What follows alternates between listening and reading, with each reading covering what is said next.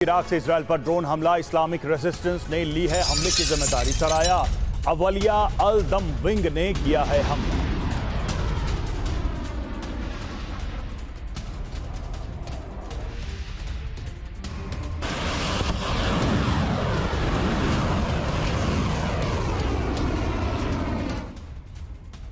Israel और Hamas की जंग खत्म होने का नाम नहीं ले रही है। इजराइल ने गाजा पर एक बार फिर एयर स्ट्राइक की है।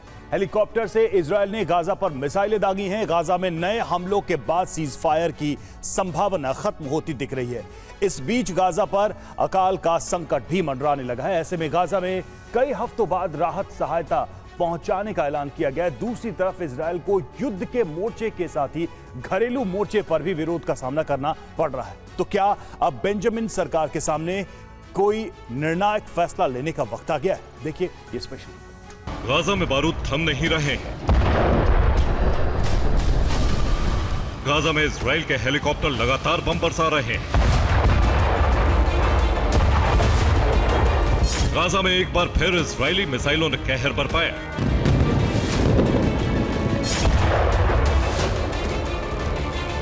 गाजा में एक ऐसा युद्ध चल रहा है जहां उसका कोई अंत नहीं दिखाई दे रहा है।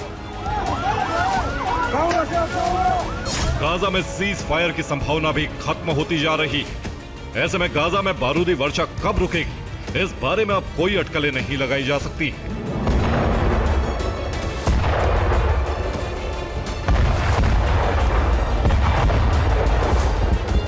गाजा में पिछले 24 घंटों में 3 अलग अलग जगहों पर इजराइल ने हमले किए।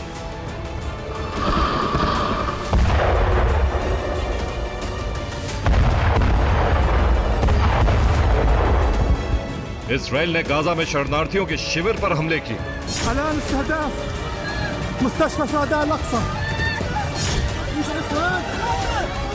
रिपोर्ट्स के मुताबिक गाजा के अल अक्सा अस्पताल में शरणार्थी शिविर पर हमला किया गया। यह हमले इजरायली हेलीकॉप्टर से किए गए, जहां इजरायली हेलीकॉप्टर ने मिसाइलें दागी।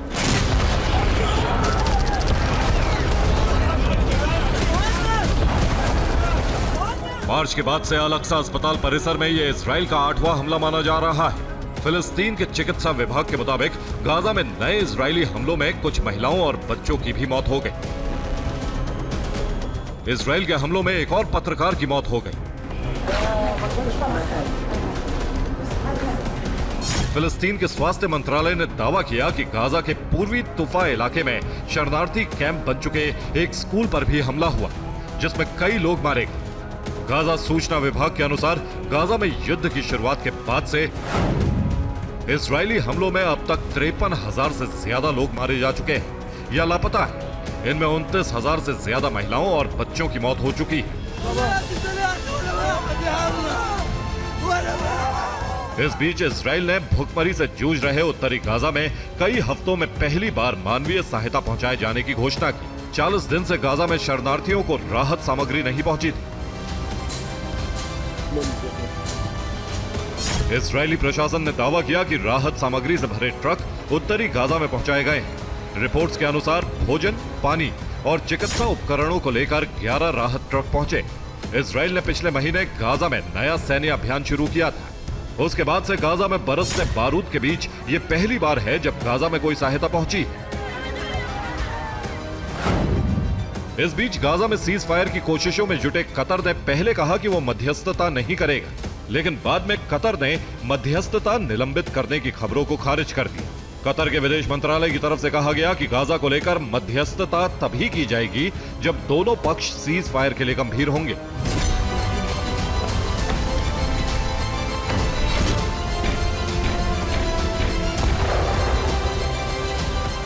जाहिर है बिना सीज फायर के बंधकों की रिहाई मुश्किल। कतर लंबे समय से इजराइल और हमास के बीच युद्ध विराम और बंधकों की रिहाई को लेकर मध्यस्थता कर रहा था। इसी बीच कुछ रिपोर्ट्स में दावा किया गया कि कतर ने हमास को अपना राजनयिक कार्यालय भी बंद करने के लिए कह दिया है और हमास के नेताओं को भी कतर छोड़ने के आदेश दे दिए हैं।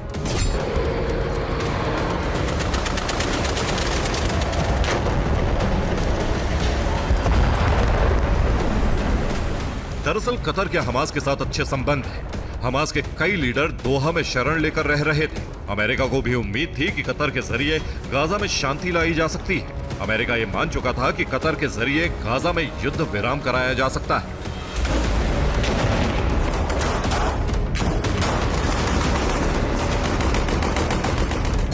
आपको बता दें कि हमास की कैद में अब भी 101 इजरायली बंधक हैं। दूसरी ओर युद्ध विराम की संभावनाएं कम होते जाने से गाजा में जंग भड़कती जा रही है, जहां इजराइल गाजा में फिर से बारूद बरसा रहा है। वहीं हमास ने भी इजरायली ग्राउंड फोर्स पर हमले तेज कर दिए।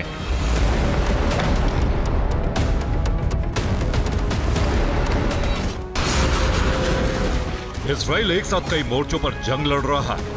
एक तरफ उत्तरी इजराइल में हिजबुल्लाह लगातार रॉकेट दाग रहा है,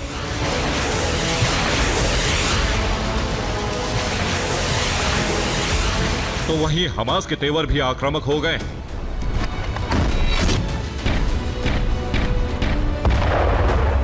इसके जवाब में इजराइल ने भी एयर स्ट्राइक तेज कर दी।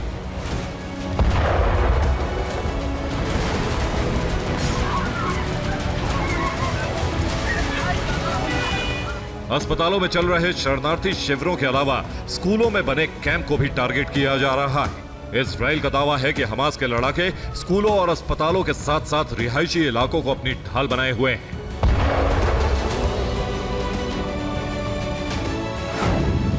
ऐसे में गाजा में बीते 48 घंटे में 2 स्कूलों पर एयर स्ट्राइक की गई, जिसमें 17 लोगों की मौत हो गई। जबालिया में इजराइल ने हमास के 3 ठिकानों पर बमबारी की। वहीं राफा में 2 अलग अलग जगहों पर हमले किए गए।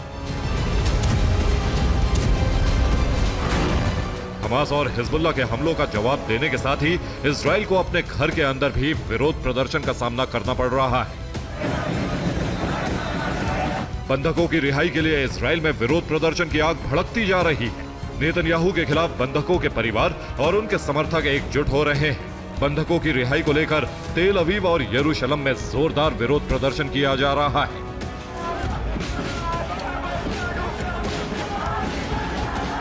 तेल अवीव में सड़कों पर हजारों लोगों ने उतरकर बेंजामिन सरकार के खिलाफ नारेबाजी की।